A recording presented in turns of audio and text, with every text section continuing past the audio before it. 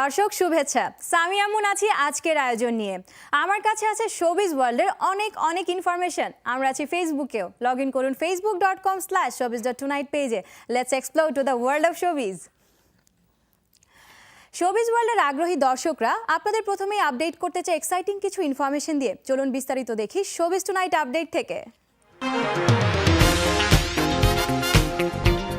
হুমায়ুন ফরিদি 2012 সালের 13 ফেব্রুয়ারি মৃত্যুবরণ করেন, কিন্তু দুর্দান্ত সব অভিনয়ের মধ্য দিয়ে তিনি এখনো বেঁচে আছেন আমাদের মাঝে।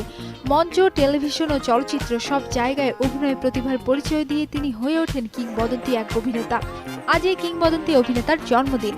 1952 সালের এই দিনে ঢাকায় জন্মগ্রহণ করেন তিনি। শুভ জন্মদিন হুমায়ুন ফরিদি। হুমায়ুন আহমেদের মুক্তিযুদ্ধ ভিত্তিক উপন্যাস অনিল বাগচির একদিন থেকে চলচ্চিত্র নির্মাণ করছেন মোর্শেদুল ইসলাম। উপন্যাসের নাম অনুসারেই চলচ্চিত্রের নামকরণ করা হয়েছে। হুমায়ুন আহমেদের মা আয়েশা ফয়েজের লিখিত চুক্তিপত্রে স্বাক্ষর হওয়ার পরেই শুরু হয় শুটিংয়ের কাজ। এতে নাম ভূমিকায় অভিনয় করেছেন আরিফ সৈয়দ। অনিল কন্যা সোনম কাপুর বলিউডে পা রেখেছিলেন সঞ্জয় লীলা বানসালির সাওয়ারিয়া চলচ্চিত্রের মধ্য দিয়ে। আর এবার সোনমের ছোট ভাই হর্ষবর্ধন নামতে চলেছেন বলিউডে। ওম প্রকাশ মেহরার লাভ স্টোরি মির্জা সাহেবে দেখা যাবে হর্ষবর্ধন কাপুরকে। সিনেমাতে তার সঙ্গে জুটি বাঁধবেন নতুন নায়িকা সাইয়ামি। এছাড়াও এই সিনেমায় আরও থাকছেন সোনম কাপুর এবং ওয়াহিদা রহমান। ভিটালি সেরিউক নামের এক যুবক হলিউড অভিনেতা ব্র্যাড পিটের মুখে ঘুষি মেরেছেন। ম্যালফিসেন্ট সিনেমার উদ্বোধনী প্রদর্শনী উপলক্ষে হলিউডের এল ক্যাপ্টেন থিয়েটারে যান ব্র্যাড পিট।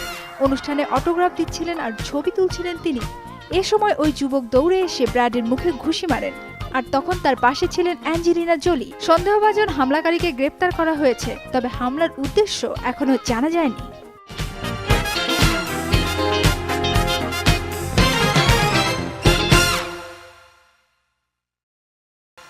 বাংলাদেশ টেলিভিশনের দর্শক নন্দিত ম্যাগাজিন অনুষ্ঠান ইত্যাদি 25 বছর পূর্ণ করছে কাল।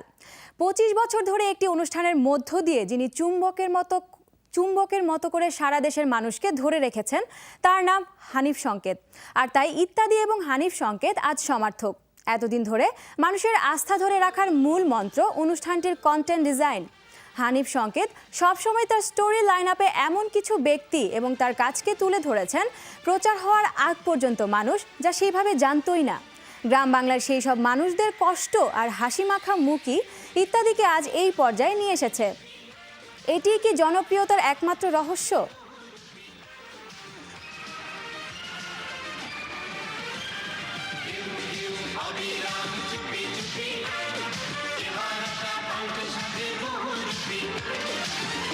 সব কিছু তো তার রহস্য থাকে না, আর এখানে রহস্য খোঁজাটা ঠিক নয়।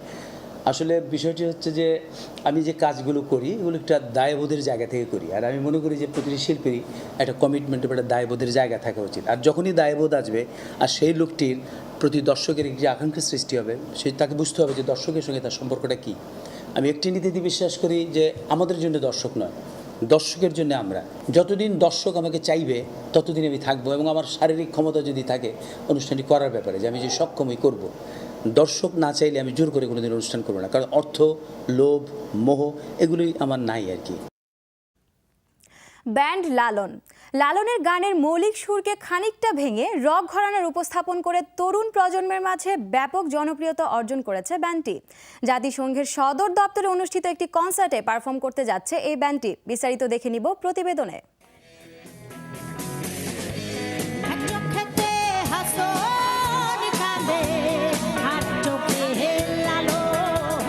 দীর্ঘদিন ধরে ব্যান্ডদল লালন বাংলার ঐতিহ্য লালন গানকে সাথে নিয়ে মন জয় করে আসছে অসংখ্য শ্রোতা ভক্তদের। 2001 সাল থেকে শুরু করে এই দীর্ঘ পথ চলা আজ এই ব্যান্ডদলকে পৌঁছে দিয়েছে বিশ্বের বুকে বাংলাদেশকে উপস্থাপনের এক বর্ণিল প্রান্তে।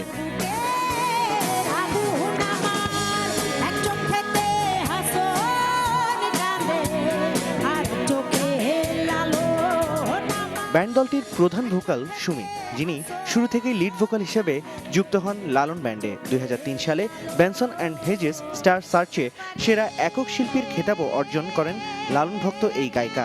একই সাথে তার ভিন্ন রকম গায়কী ঢং ও ব্যান্ড দলের সদস্যদের কম্পোজিশনের মধ্য দিয়ে শ্রোতাদের মনেও একটা আলাদা জায়গা তৈরি করে নিয়েছে ব্যান্ডদল লালন।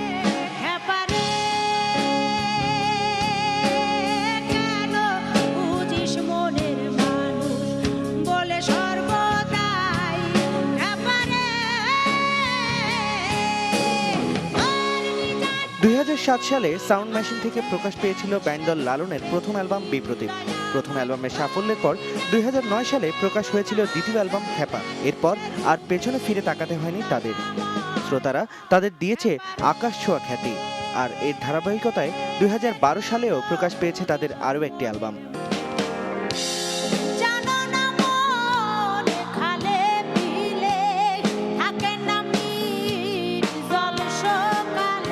সম্প্রতি জাতিসংঘের আয়োজনে এবং সাধারণ সভার সভাপতির উপস্থাপনায় জাতিসংঘের সদর দপ্তরে 6 জন অনুষ্ঠিত হতে যাওয়া একটি কনসার্টে পারফর্ম করতে যাচ্ছে বাংলাদেশের জনপ্রিয় এই ব্যান্ড দল। কনসার্টটা হবে হলো 6 জুন।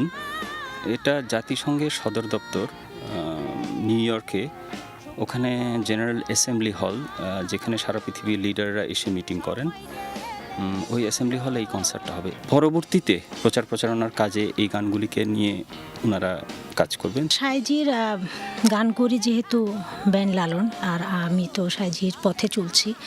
তো আসলে সাইজির একটা শক্ত বাণী আছে, জাতি বর্ণ ধর্ম উঁচু নিচু সব কিছু ফেলে মানব কর্ম।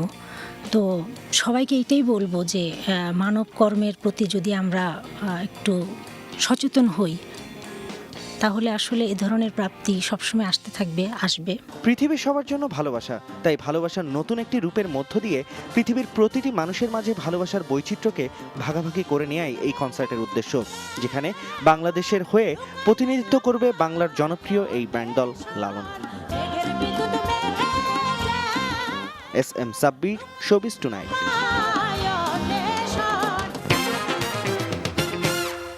জাতিসংঘের সদর দপ্তরে অনুষ্ঠিত একটি কনসার্টে পারফর্ম করতে যাচ্ছে বাংলাদেশের ব্যান্ড লালন। আমাদের সাথে এখন স্টুডিওতে রয়েছেন ব্যান্ড লালনের ভোকালিস্ট সুমি, এবং স্টুডিও 2-তে আছেন লালন ব্যান্ডের অন্যতম 2 জন সদস্য তুর্য ও রাফি।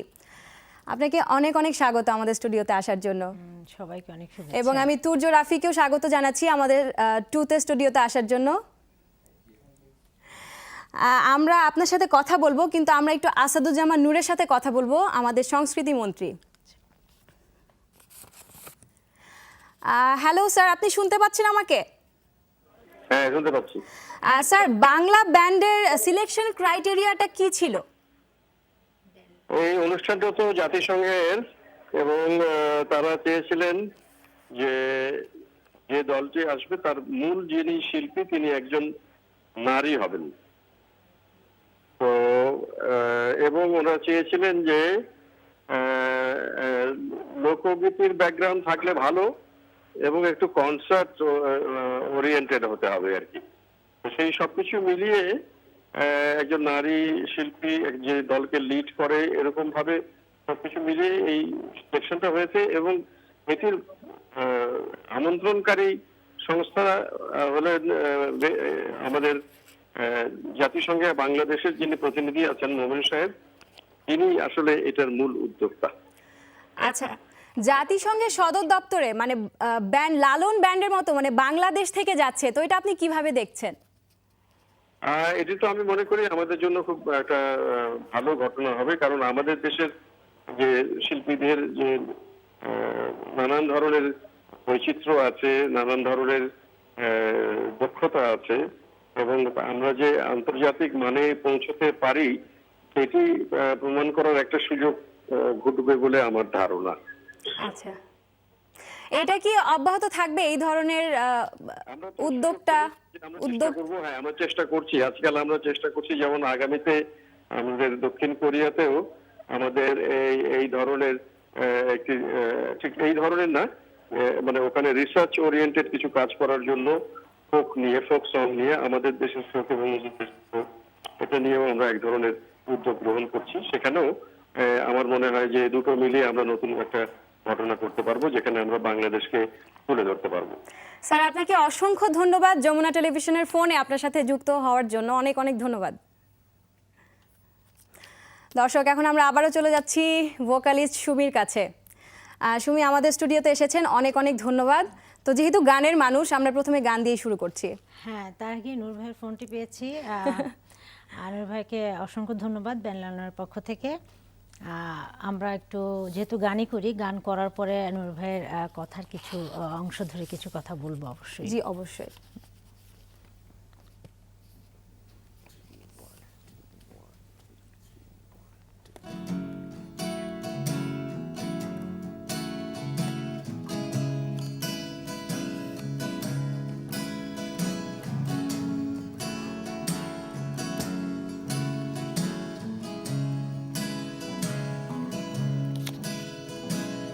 সত্য কাজে কেউ নয় রাজি, সত্য কাজে কেউ নয় রাজি, সবই দেখি তা না না না, যাদে গেল বলে এ কি আজব কারখানা, যাদে গেল বলে।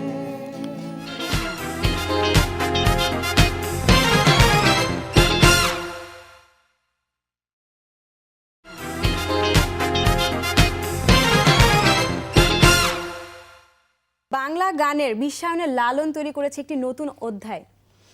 আমি আপনার এই প্রশ্নের আগে নূর ভাইয়ের একটা কথা খুব ভালো লেগেছে যে ওখানে ক্যাটাগরিতে নারী বিষয়ের যে বিষয়টা ছিল, তো এভাবেই বলবো যে আমি আমাদের সারা পৃথিবীর ম্যাপ, মানে একটা গোল মানচিত্র, মানে গোল একটা পৃথিবী, তার মধ্যে ছোট একটা মানচিত্রের মধ্যে বাংলাদেশ পড়ে, দেখা যায়, আমরা সবাই দেখি। তার ভিতরে আমি একটা মেয়ে হিসেবে বাংলাদেশে ব্যান্ড শিল্পী, ব্যান্ড করতে পেরেছি, ব্যান্ড করার চেষ্টা ছিল, সেটা করতে পেরে আজকে যে বাংলাদেশকে বাংলাদেশের হয়ে যে জাতিসংঘে যেতে পারছি বাংলা গান নিয়ে, সেটা আসলে একটা মেয়ে মফস্বল থেকেই বলবো, আমি আমার বাড়ি খুলনা, তো সেখান থেকে একটা মেয়ের সাহস, একটা মেয়ের কর্ম, তো খুব ভালো লাগছে যে আমি ব্যান্ড শিল্পী হতে পেরেছি, ব্যান্ডের গান করতে পেরেছি, এটাই আমার চেষ্টা ছিল, এটাই আমার প্রচেষ্টা ছিল, এবং সেটার সাকসেস 16 কোটি মানুষ তো সবসময় দিয়ে আসছেন ব্যান্ড লালনকে, আমি অনেক কৃতজ্ঞ সেটার জন্য। আর এখন সারা পৃথিবী দিচ্ছে, তো আমি অনেক আসলে এই জায়গাটাতে অনেক আনন্দ বোধ করছি। আসলে নারী শিল্পী বলে কিন্তু এটা বড় কোনো কথা, মানে নারী এবং ব্যান্ড শিল্পী, সেটা কিন্তু অনেক বড় একটা কথা। তো আপনারা জাতিসংঘের সদর দপ্তরে যাচ্ছেন পারফরমেন্স করতে, তো আমি জানতে চাচ্ছি আপনাদের অনুভূতিটা কি? অনুভূতি, আমি গানের মানুষ, শুধু গানই করতে পারি, আসলে আমি খুব কথা বলতেই পারি না। অনেক সুন্দর কথা বলেন। আমি শুধু গানই করি। আমার মনে হয় স্টুডিও 2-তে যারা আছে আমাদের ব্যান্ডের সদস্যরা কিছু বলুক। রাফি, আমরা এখন স্টুডিওতে 2-তে যাব তুর্য এবং রাফির কাছে, এবং রাফি আর তুর্যর কাছে আমার প্রশ্ন হচ্ছে, রাফির কাছে আমি প্রথমে যাই, যে আপনারা তো বাংলা লোকসঙ্গীত নির্ভর একটি ব্যান্ড, তো বাংলা লোকসঙ্গীতকে এক নতুন রূপে পরিবেশন করছেন আপনারা, তো বাংলা গানকে বিশ্ব সঙ্গীতাঙ্গনে ছড়িয়ে দিতে এই সময়ের অন্যান্য ব্যান্ডগুলোর মাঝে কি ধরনের উদ্যোগ আপনার চোখে পড়ছে? আপাতত আমরা মানে যেটা করছি, এত বড় একটা সুযোগ পেয়েছি জাতিসংঘের ওখানে পারফর্ম করার, তো আমরা আই হোপ আমরা মানে ভালোভাবে রিপ্রেজেন্ট করতে পারবো এই ফোক মিউজিকটাকে আরও বেশি ভালোভাবে। আচ্ছা, তো দ্যাটস ওর সাথে একটু আমি যুক্ত করি। আসলে বাংলা গানের আমি একটু আগে দেখছিলাম যে আপনি বলছিলেন যে লালনের গানকে রক একটু আলাদা ধাঁচে, আসলে বিষয়টা ওরকম না। আমার মানে অনেক বছর হলো যে আমি এই পথে চলছি, সাইজির পথে, লালন সাইজির পথে হাঁটছি, চেষ্টা করছি। তো সেখানে যে দেখেছি অনেক সাধুসঙ্গ, অনেক জায়গায় আমি গিয়েছি, সেখানে দেখেছি আসলে সাইজির গান সাধুগুরুরা যেভাবে গায়, যে স্টাইলে করে, সেটা অনেক রক, তাদের যে দরাজ কণ্ঠ, তাদের পারফরমেন্স অনেক অন্যরকম, ভিন্ন রকম। সেই ভিন্ন রকমটা আমার কাছে ফিলিংটা এরকম যে আমরা 60 বা 70-র যে বাইরের ভিডিওগুলো দেখি, যারা গান মিউজিককে এক কথায় প্রতিষ্ঠিত করে গিয়েছে, তাদের মতোই আমার কাছে মনে হয় সাধুগুরুরা এইভাবেই গান করে। তো আমরা আসলে গানে লালনের গান, মানে গানটাকে আসলে অন্যভাবে কোনোভাবেই নিয়ে চেষ্টাও করিনি, গাওয়ার এখনো শেখার চেষ্টা করেই যাচ্ছি। আর সাথে শুধু একটু যোগ করেছি, সেটা হচ্ছে যে বর্তমান প্রজন্ম বা আমাদের তো বয়স হয়ে গিয়েছে, মাথায় রেখে ওইভাবে আসলে গানটা গাওয়া। আমাদের তো বয়স হয়েছে, যারা নতুন তাদেরকে কিভাবে জিনিসটাকে তাদের সামনে, যেমন আগে আসলে আমাদের বাড়িতে দেখা যেত আমরা ডাল ভাত খেতে খুব পছন্দ করতাম, এখন কিন্তু বাচ্চারা সবসময় দেখা যায় যে বাইরে খেতে পছন্দ করে। তো এই বিষয়টা এরকমই। তো আমরা ওদেরকেই, নতুন প্রজন্ম যারা, তারা কিভাবে সাইজির গানকে, লালন সাইজিকে, তার বাণীকে তাদের জীবনের কোনো না কোনো কাজে একটু সুন্দরভাবে যদি সংযোগ করতে পারে, সেই প্রচেষ্টায় আমরা আসলে গানটাকে ঠিক রেখেছি। বাণীর ক্ষেত্রে বলবো যে 150 বছর আগে অনেক ভুল ত্রুটি আমরা করে আসছি, করে যাব। Exactly. তবে যারা আছেন সবসময় সাইজির গান করছেন তাদের কাছে ক্ষমা চাচ্ছি একটা জায়গায়, যে ভুল হবেই, তারপর আমরা প্রচেষ্টা করছি এবং সঠিকটাকে জানার চেষ্টা করছি, ওই পথেই চলছি। তো এটা আসলে এই একটু ভিন্ন ধারার মিউজিক যোগ করার পিছনে হচ্ছে ওয়ার্ল্ড ক্লাসে আমাদের এই সাইজির গানের বাণীটাকে গানের সুরে মিউজিকের সাথে সম্পৃক্ত করে প্রেজেন্ট করা এবং নতুন প্রজন্মরা যাতে সহজে গ্রহণ করতে পারে, ওটাই সেই ছিল জন্য। আসলে জি, ব্যান্ডলালনের জি। মূল প্রচেষ্টা। ওকে সুমি, আমরা আপনার কাছে আবারও ফিরে আসবো, কিন্তু আমরা একটু স্টুডিও 2-তে যাই, তুর্যর কাছে যাই। সেটা হচ্ছে যে তুর্য, আপনারা জাতিসংঘের সদর দপ্তরে যাচ্ছেন পারফর্ম করতে, তো আপনাদের প্রস্তুতিটা কেমন? প্রস্তুতি তো আমরা এখন পুরোপুরি একটা বিজি টাইম কাটাচ্ছি। আমরা রেগুলার প্র্যাকটিস, ইন্টারভিউস, বিভিন্ন ধরনের কাজকর্মগুলো নিয়ে আমরা বেশি ব্যস্ত। আজকে বসে বসে আমরা সারাদিন প্র্যাকটিস প্যাডে আমাদের নতুন গান এবং নিজেদের এখন বর্তমান প্র্যাকটিস সব কিছু নিয়েই খুব জোরে সোরে কাজ করছি। রাফি, আপনাকে তুর্য আপনাকে ধন্যবাদ, এবং সাথে রাফিও আছেন। আপনাদের দুজনকে অনেক অনেক ধন্যবাদ আমাদের স্টুডিওতে এসেছেন। এখন আমরা আবারও সুমির কাছে চলে আসবো গান শোনার জন্য, এবং আবারও গান দিয়ে আমরা শেষ করব। হায় হায় রাফি, যে কোনো একটা গান গান দিয়ে শেষ করব। আচ্ছা বলো, তুমি বলো। না, আচ্ছা, জাত গেল গানটাই আমরা আবার একবার করতে অবশ্যই। চাই। এই কারণে আমি একটু এই গানটা নিয়ে বলতে চাই। আমরা 6 তারিখে জেনারেল অ্যাসেম্বলি হলে যে অনুষ্ঠানটি করব, জাত গেল গানটি আমরা ওখানে তাদেরকে বলেছি যে এই গানটা আমরা আমরা আমাদের দিক থেকে চেষ্টা করেছি তাদেরকে মানে কি বলে ওটাকে, যেন এই গানটা তারা পছন্দ করে। Okay, okay. আমি জানি না এটা সুন্দর করে কি বলে, কারণ এই গানের ভাষা বা এই গানের বাণীর সাথে পৃথিবীর সব দেশের সব শ্রেণীর যে কোনো বিষয় সবকিছু খুব সহজে মেলে, যার কারণে আমরা এই গানটা চেষ্টা করেছি তাদেরকে কনভিন্স করার জন্য যে এই গানটা তারা অলরেডি তারা পছন্দ করেছে। Okay. ইউএন একটা চ্যানেলে এই গানটি আচ্ছা, আচ্ছা। তারা করবে, মানে প্রচার করবে।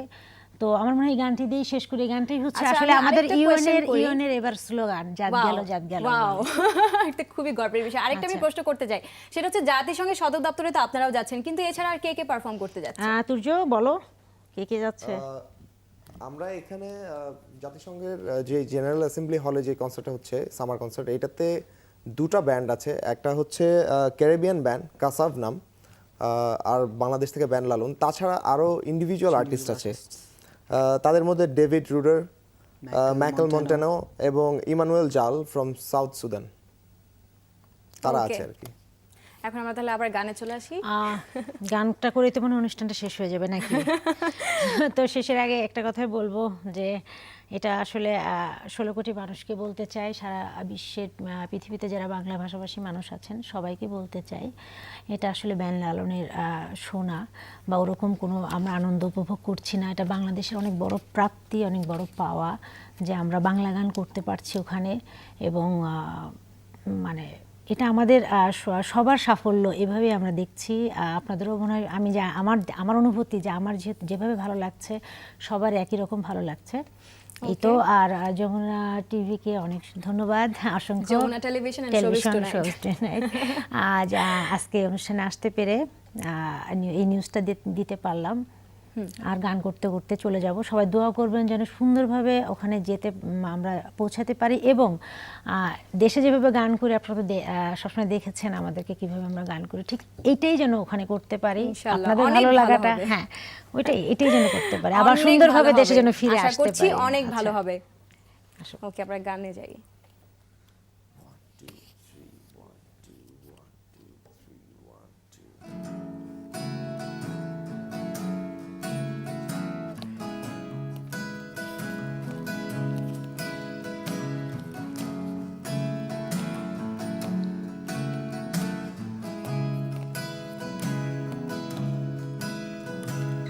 সত্য কাজে কেউ নাই রাজি, সত্য কাজে কেউ নাই রাজি, সবই দেখি তা না মানা, যাদ গেল বলে একই আজব কারখানা,